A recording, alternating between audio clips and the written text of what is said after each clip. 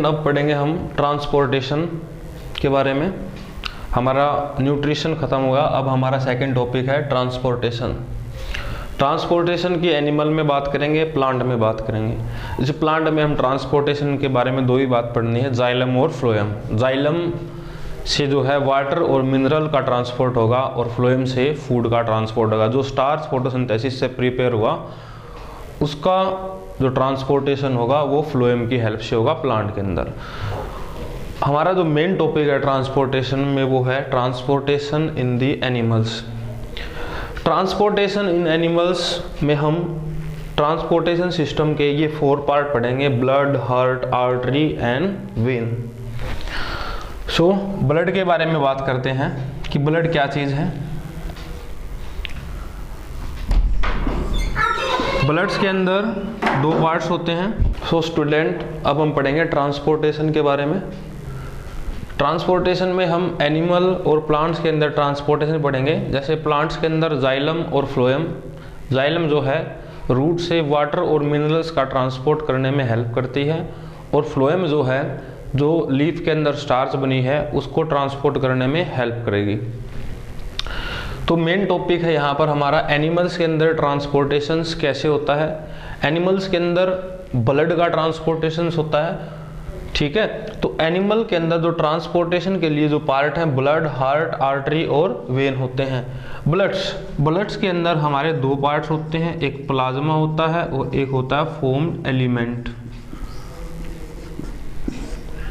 Plasma के अंदर जो है प्रोटीन और वाटर्स होते हैं। जैसे कभी आपने पढ़ा हो फिब्रिनोजेन के बारे में, ठीक है। जैसे हम ब्लड क्लोटिंग की बात करते हैं, ब्लड क्लोटिंग प्लेटलेट्स की वजह से होती है। प्लेटलेट्स को हम थ्रोम्बोसाइट्स बोलते हैं, ठीक है।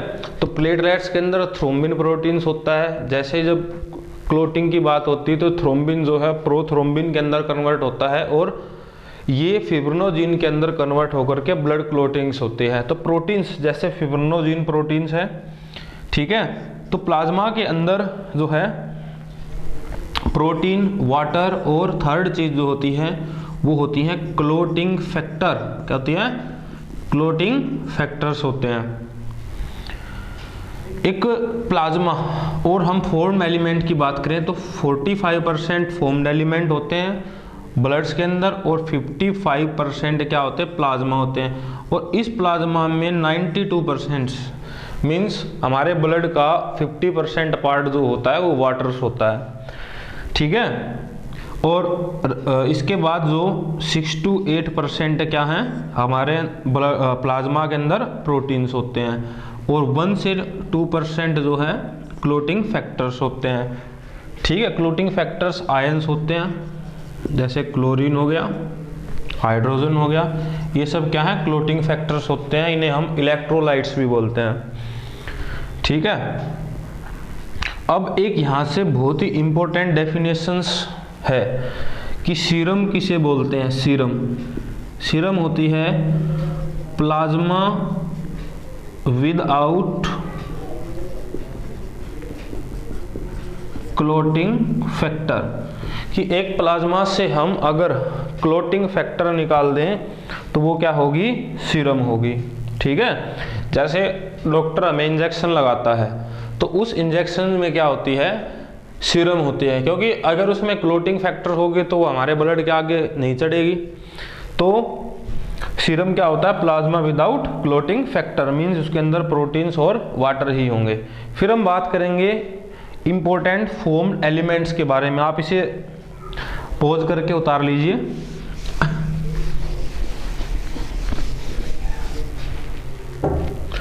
फॉर्म्ड एलिमेंट्स में हमारे पास सेल्स हैं, आरबीसी, डब्ल्यूबीसी और platelets. RBC red blood cells होते हैं, ये रेड कलर की होती हैं क्योंकि इसके अंदर क्या होता है? हीमोग्लोबिन होता है, ठीक है।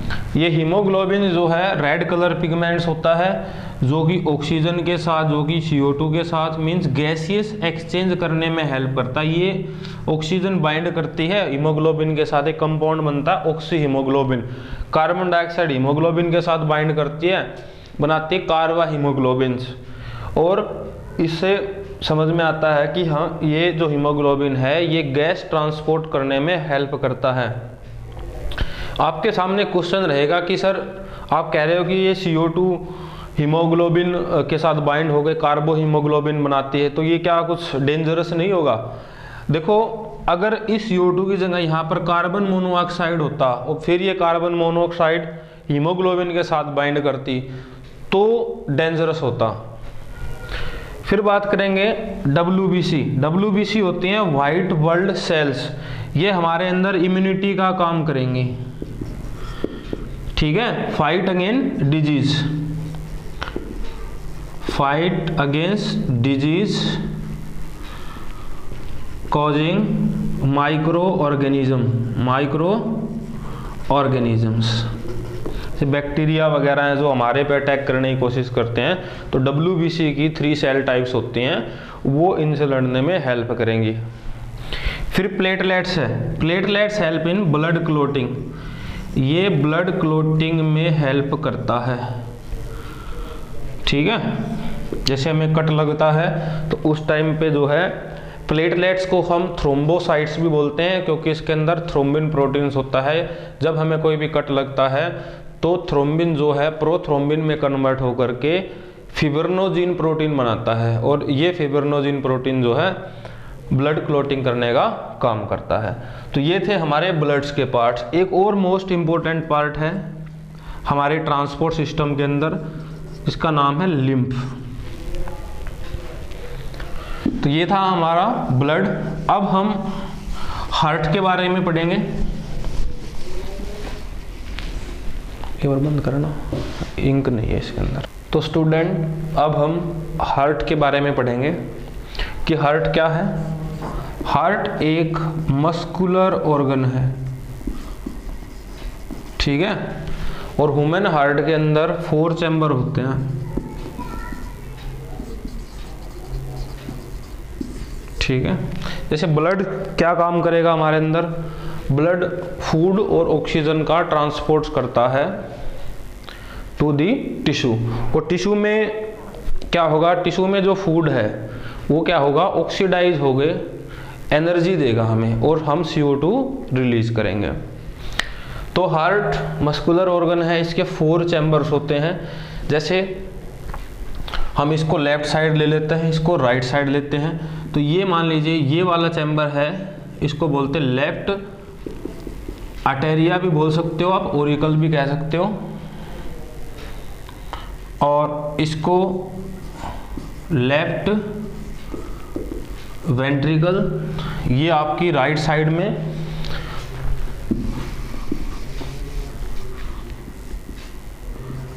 राइट आर्टेरियम या right Oracle, left right ventricle. तो ये हार्ट के 4 चैम्बर्स होते हैं, ठीक है। हम इन चैम्बर का भी डिस्कस करेंगे कि इवोल्यूशन में हमारे अंदर 4 चैम्बर कैसे आए। जैसे हम चैम्बर की बात करेंगे, जैसे एनिमल्स के अंदर फिश की बात करेंगे, ठीक है। फिर हम एम्फीबिया की बात करेंगे,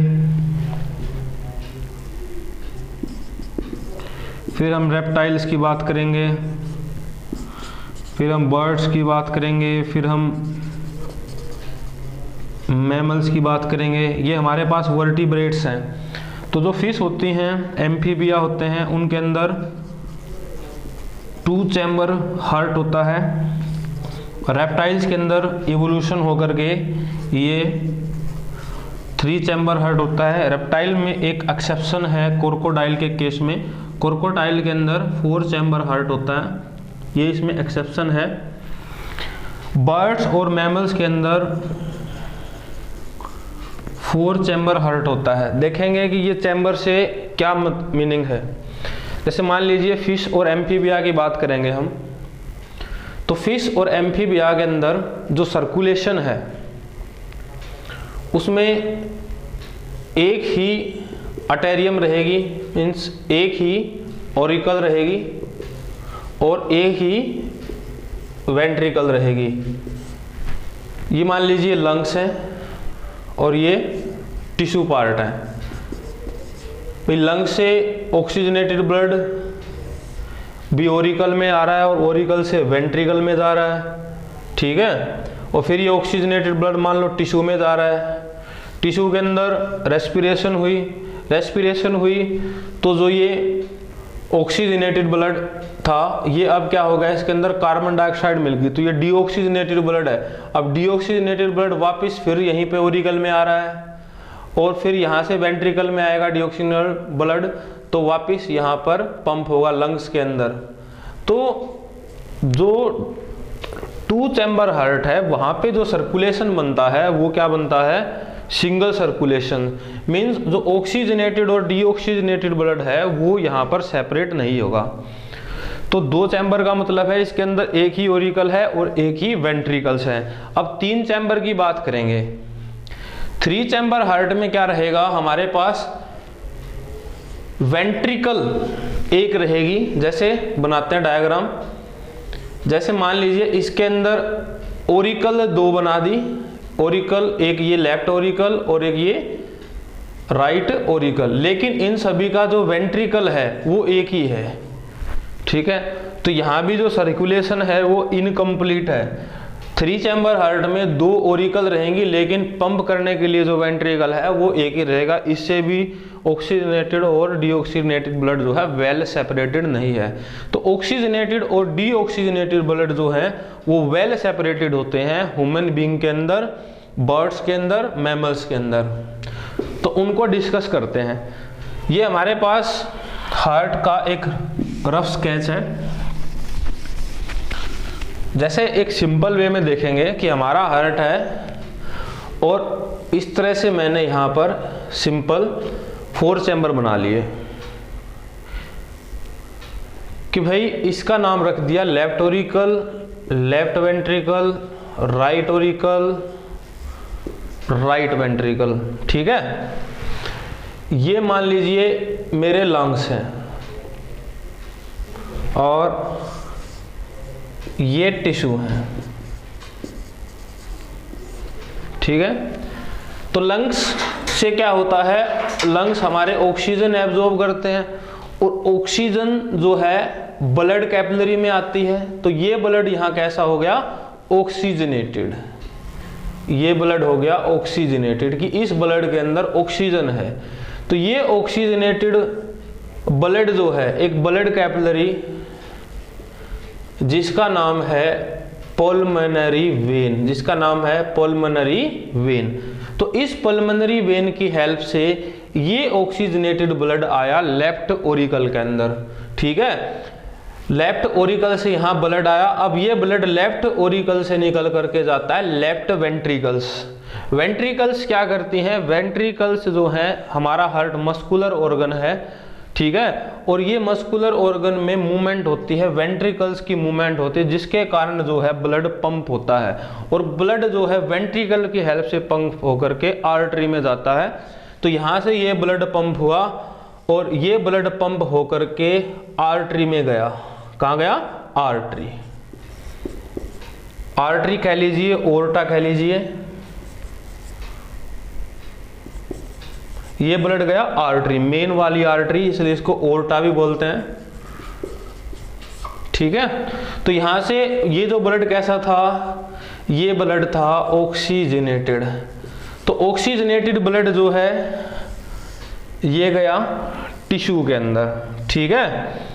अब टिश्यू में क्या चीज है, टिश्यू में सेल्स हैं और सेल्स में मैंने बताया कि सेल्स में फूड है ये, और सेल्स में ये जो फूड है ये ऑक्सीजन की हेल्प से क्या हो जाएगा, ब्रेक हो जाएगा कार्बन डाइऑक्साइड के अंदर, एटीपी के अंदर और H2O के अंदर। तो अब यहाँ पर क्या मिला, अब यहाँ पर मिला हमें कार्बन डाइऑक्साइड। तो ये कार्बन डाइऑक्साइड यहाँ होने से ये ब्लड हो जाएगा अब डीऑक्सीजनेटेड। अब डीऑक्सीजनेटेड ब्लड हमारे सभी टिश्यू से एक कैपिलरी है जिसका नाम है वेन। वेन क्या करती है, डीऑक्सीजनेटेड ब्लड को टिश्यू से हार्ट तक पहुंचाने का काम करेगी। तो डीऑक्सीजनेटेड ब्लड राइट ऑरिकल में आया, राइट ऑरिकल से ब्लड गया राइट वेंट्रिकल, और वेंट्रिकल हमेशा ब्लड को पंप करती है और ब्लड पंप होकर के गया लंग्स में। ब्लड पंप होकर के लंग्स में कौन सा, डीऑक्सीजनेटेड ब्लड एक कैपिलरी से गया जिसका नाम था पल्मोनरी आर्टरी। Pulmonary artery. अब देखो हमारे पास एक क्वेश्चन आएगा कि भाई कि क्या इंपॉर्टेंस है डबल सर्कुलेशन की ह्यूमन बीइंग के अंदर। एक तो आपको दिख गया होगा कि जैसे ये राइट साइड है, ये लेफ्ट साइड है, बीच में एक लाइन बनाई है मैंने, यहां पे डिस्कस करेंगे इसको बोलते हैं इंटर वेंट्रिकुलर सेप्टम, कि ये वेंट्रिकल्स को सेपरेट करता है। ये जो सेप्टम है ये वेंट्रिकल जो हैं, लेफ्ट वेंट्रिकल राइट वेंट्रिकल, इनको क्या करता है, सेपरेट करता है, इसलिए इसको बोलते हैं इंटरवेंट्रिकुलर सेप्टम। कि भाई राइट साइड सेपरेट होगी, लेफ्ट साइड सेपरेट होगी। तो ऑक्सीजनेटेड ब्लड और डीऑक्सीजनेटेड ब्लड जो है ये हमारा क्या रहेगा, सेपरेट रहेगा। एक तो ये है इसकी इंपॉर्टेंस, ठीक है। दूसरा ये पूछते हैं कि डबल सर्कुलेशन है क्या। देखो यहाँ पे दो तरह का सर्कुलेशन है, एक तो पल्मोनरी आर्टरी, पल्मोनरी वेन दिख रहा है, और एक वेन और आर्टरी। जो वेन और आर्टरी हैं इन्हें बोलते हैं सिस्टेमिक कैपिलरी, और लंग्स और हार्ट के बीच में जो सर्कुलेशन हो रहा है वो हो रहा है पल्मोनरी कैपिलरी की वजह से, पल्मोनरी आर्टरी पल्मोनरी वेन, ठीक है। एक हमें कंफ्यूजन रहता है कि भाई कैसे याद करूं ये पल्मोनरी ये क्या। तो आपको एक चीज ध्यान रखनी है कि लंग्स और हार्ट के बीच में जो भी कैपिलरी आएंगी ना उन पे लगेगा पल्मोनरी, क्या लगेगा, पल्मोनरी। और कभी भी जब वेंट्रिकल पंप करेंगी, जब पंप हुआ ब्लड आगे जाएगा ना तो वो जाएगा आर्टरी के थ्रू, चाहे वो सिस्टेमिक आर्टरी के थ्रू जाए, चाहे वो यहां से जब पंप होके ब्लड जाए तो पल्मोनरी आर्टरी के थ्रू होके जाए। तो आपको ध्यान रखना है पल्मोनरी का मीनिंग क्या है, लंग्स और हार्ट के बीच में, सिस्टेमिक का मतलब है लंग्स और टिश्यू के बीच में। जब कभी भी पंप होगा तो ब्लड जाएगा आर्टरी में, और पंप नहीं होगा तो वो जाएगा वेन के थ्रू, चाहे वो पल्मोनरी हो चाहे वो सिस्टेमिक हो। अब हम देखेंगे जो रफ स्केच है हार्ट का, ह्यूमन हार्ट का। तो मस्कुलर ऑर्गन है, 4 चैम्बर है, ये राइट ऑरिकल है, ये राइट वेंट्रिकल है, लेफ्ट ऑरिकल या आर्टेरिया, और लेफ्ट वेंट्रिकल्स। तो एक इंटरवेंट्रिकुलर सेप्टम है जो लेफ्ट ऑरिकल्स को राइट ऑरिकल ना लेफ्ट वेंट्रिकल्स को राइट वेंट्रिकल से अलग करने का काम करेगा। अब देखेंगे यहां पे आएंगे, यहां पे जो कैपिलरी आ रही है उसका नाम है पल्मोनरी वेन। पल्मोनरी वेन, ये पल्मोनरी वेन जो है लंग से ऑक्सीजनेटेड ब्लड, कौन सा ब्लड, ऑक्सीजनेटेड ब्लड जो है कैरी करके आई है। और ये ऑक्सीजनेटेड ब्लड जो है लेफ्ट ओरिकल में आएगा, और लेफ्ट ओरिकल से ये ब्लड आएगा वेंट्रिकल्स के अंदर, ठीक है। वेंट्रिकल्स जो है इस ब्लड को पंप करेगी, वेंट्रिकल्स जो है इस ब्लड को पंप करेगी। पंप करने के बाद ये ब्लड जो है यहां से यूं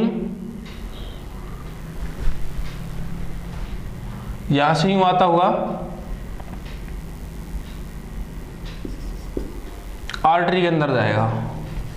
ऑक्सीजनेटेड ब्लड लेफ्ट वेंट्रिकल ने पंप किया आर्टरी, और आर्टरी से टिश्यू के अंदर जाएगा। ये आर्टरी इस ब्लड को, ऑक्सीजनेटेड ब्लड को, ये ब्लड है ऑक्सीजनेटेड, और ऑक्सीजनेटेड ब्लड आर्टरी के थ्रू जाएगा हमारे सभी टिश्यू के अंदर फॉर रेस्पिरेशन, एनर्जी के लिए, ठीक है। अब देखो, अब आ जाओ राइट साइड। यहां एक कैपिलरी आ रही है जिसका नाम है वेन, और वेन क्या कर रही है, डीऑक्सीजनेटेड ब्लड को कैरी कर रही है, डीऑक्सीजनेटेड ब्लड कैरी करके लाई है टिश्यू से, और टिश्यू से डीऑक्सीजनेटेड ब्लड यहां एंटर किया, कहां गया, राइट वेंट्रिकल में आया। भाई चाहे मैं राइट बोलूं चाहे मैं लेफ्ट बोलूं, ये वेंट्रिकल्स क्या करती हैं, ब्लड को पंप करती हैं। बस आया ब्लड पंप कर दिया, इधर से पंप हुआ तो ऑक्सीजनेटेड टिश्यू में जाएगा, यहां से पंप हुआ डीऑक्सीजनेटेड ब्लड वापस लंग्स में, और लंग्स से जो CO2 मिलेगी डिफ्यूजन के थ्रू क्या हो जाएगी, वो बाहर चली जाएगी। तो यहां पंप किया, फिर यहां से पंप हुआ तो ये ब्लड यहां से होता हुआ गया पल्मोनरी। अब आप ही बताओ, ब्लड पंप होके गया है तो कहां जाएगा, पल्मोनरी आर्टरी में जाएगा। पंप हो गए कोई चीज गई है तो कहां जाएगी, आर्टरी में, और पंप बिना पंप के आई है तो वो आएगी वेन के अंदर। ठीक है, तो ये हमारा सर्कुलेशन हो गया। यहां से भी आप ये वाला डायग्राम भी पेपर में बना सकते हो, ये वाला भी डायग्राम बना सकते हो।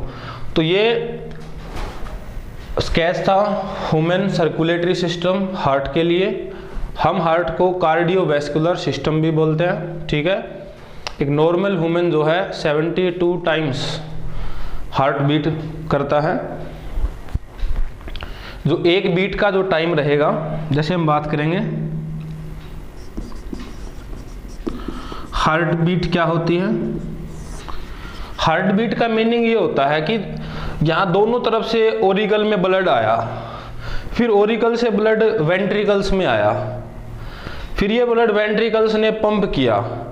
ये जो एक सिस्टम चला ना, इसको हम बोलेंगे एक हार्ट बीट। क्या बोलेंगे, एक हार्ट बीट। जैसे हम बात करेंगे कि हार्ट बीट में क्या क्या हुआ।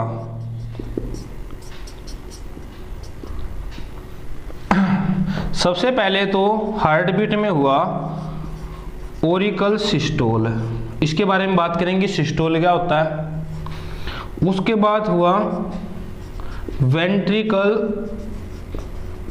सिस्टोल, उसके बाद हुआ डायस्टोल, या मैं कह सकता हूं ओरिकल डायस्टोल। भाई सिस्टोल का मतलब है कॉन्ट्रैक्शन। ठीक है, सिस्टोल का मतलब है कॉन्ट्रैक्शन। जैसे मैं यहां से बात करता हूं कि भी ओरिकल डायस्टोल का मतलब क्या है, कि दोनों तरफ से पल्मोनरी वेन से और यहाँ वेन से जो है ब्लड जो है, यहाँ मेन वेन से ब्लड यहाँ आया और यहाँ पल्मोनरी वेन से ब्लड यहाँ आया, दोनों तरफ आया। Oracle gate filled with blood. फिर क्या हुआ, ओरिकल में सिस्टोल हुआ, मतलब ओरिकल कॉन्ट्रैक्ट हुई, यहाँ से ओरिकल कॉन्ट्रैक्ट हुई, ब्लड यहाँ आया, यहाँ से ओरिकल कॉन्ट्रैक्ट हुई, ब्लड यहाँ आया, दोनों ओरिकल फिल हो गई। अब ओरिकल से ब्लड वेंट्रिकल में आया तो वेंट्रिकल सिस्टोल। अब ये वेंट्रिकल क्या करेगी, पंप करेगी तो ब्लड दोनों तरफ आर्टरी में जाएगा। मैंने बताया जहां भी पंपिंग होगी तो वहां ब्लड कहां जाएगा, आर्टरी के अंदर से, पल्मोनरी में जाए चाहे सिस्टमिक आर्टरी में जाए।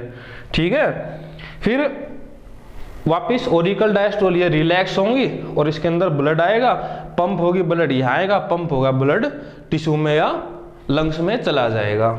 ठीक है, तो ये एक हार्ट बीट के अंदर ये 3 प्रोसेस होती हैं। तो हार्ट बीट की आप डेफिनेशन क्या बना सकते हो कि भाई जैसे मैंने बोला कि 72 टाइम्स बार हमारे हार्ट जो है वो बीट करता है, तो एक सेकंड में निकाल लेंगे तो इसका टाइम इंटरवल जो निकलेगा 0.8 सेकंड निकलेगा कि भाई 1 मिनट में 72 टाइम करता, तो एक बीट का टाइम कितना रहेगा, तो ये हमारे पास आ जाएगा 0.8 सेकंड के लगभग। तो 0.8 सेकंड में जो भी ये प्रोसेस हुई है तो उनको क्या बोलते हैं, हार्ट बीट बोलते हैं। कि भाई एक बार की जो हार्ट की पंपिंग होती है ना, उसको क्या बोलेंगे, हार्ट बीट बोलेंगे। ठीक है, और उसमें जो जो प्रोसेस हुई है, एक पंपिंग के दौरान जो जो प्रोसेस हुई है उसको क्या बोलेंगे हम, हार्ट बीट। ठीक है, तो ये हमारी हार्ट बीट थी। तो अब हम छोटी छोटी कुछ डेफिनेशन की बात करेंगे, आर्टरी की बात करेंगे, वेन की बात करेंगे। आर्टरी देख लिया आपने, जैसे आर्टरी क्या करती है, ऑक्सीजनेटेड ब्लड हार्ट से लेकर के टिश्यू तक पहुंचाने का काम करती है। वेन क्या करती है, डीऑक्सीजनेटेड ब्लड टिश्यू से लेकर के हार्ट तक पहुंचाने का काम करती हैं। फिर छोटी छोटी बात, ये तो होगी इनकी डेफिनेशंस। अब एक चीज देखो, जैसे आर्टरी, एक चीज होती लूमेन, ठीक है। लूमेन का मतलब होता है, जैसे मेरे पास दो पाइप है, एक पाइप का जो ये एरिया है और ये एक पाइप है, इसका जो ये एरिया है, इसका कम एरिया है, इसका एरिया ज्यादा है, ठीक है। तो इस जो ये जो विड्थ है, इसको हम बोलते हैं लूमेन। क्या बोलते हैं, लूमेन। तो जो आर्टरी का जो लूमेन होता है वो होता है नैरो, और वेन का जो लूमेन होता है वो होता है वाइड। क्या होता है, वाइड होता है, ठीक है। अब क्यों है ये नैरो क्यों है, मान लीजिए ये एक आर्टरी है, ठीक है, ये एक आर्टरी है, ये जो आर्टरी है ये कैसी रहेगी, इसकी वॉल जो है वो थिक रहेंगी। क्या रहेंगी, इसकी वॉल थोड़ी सी थिक रहेगी, जिसके कारण जो ये लूमेन है ये क्या हो रहा है, नैरो हो रहा है। भाई ऊपर से ये थिक होगी तो ये लूमेन क्या होगा, नैरो हो गया। और इसकी जो वेन है उसकी वॉल्स जो है वो थिक नहीं है, तो इसके कारण क्या हो गया, ये लूमेन क्या हो गया, वाइड हो गया। क्या हो गया, वाइड हो गया। ये जरूरी किस लिए, क्योंकि जब हार्ट पंप करता है ना तो प्रेशर से ब्लड आता है, तो उस प्रेशर को झेलने के लिए क्या होता है, आर्टरी का जो वॉल होती हैं वो क्या रहती हैं, थिक रहती हैं। और सबसे इंपॉर्टेंट बात है वेन, वेन में जो है ओरोटिक वॉल्स होती हैं। क्या होती हैं, ओरोटिक वॉल्स होती हैं। क्योंकि जैसे हम बात करेंगे कि यहाँ से तो एक कैपिलरी है आर्टरी, ब्लड ने पंप, हार्ट ने पंप किया ब्लड को और टिश्यू में चला गया, ठीक है। एक ही अलग अलग पार्ट में जाना था, लेकिन जब अलग अलग पार्ट से ब्लड आता है एक जगह पे, तो उसको डायरेक्शनल बनाने के लिए वेन्स के अंदर ओरोटिक वॉल्स होती हैं। क्योंकि देखो अलग अलग टिश्यू, एक बहुत सारे टिश्यू हैं, तो इन टिश्यू से एक ही जगह पे ब्लड लाने के लिए एक डायरेक्शनल सिस्टम बनना जरूरी है, जो कि वेन के अंदर होता है। और वेन के अंदर क्या होती है, ओरोटिक वॉल्स होती हैं जो ब्लड के फ्लो को डायरेक्शनल बनाती हैं, ठीक है। तो ये था हमारा आर्टरी और वेन के बारे में। अब हम डिस्कस करेंगे लिम्फ के बारे में।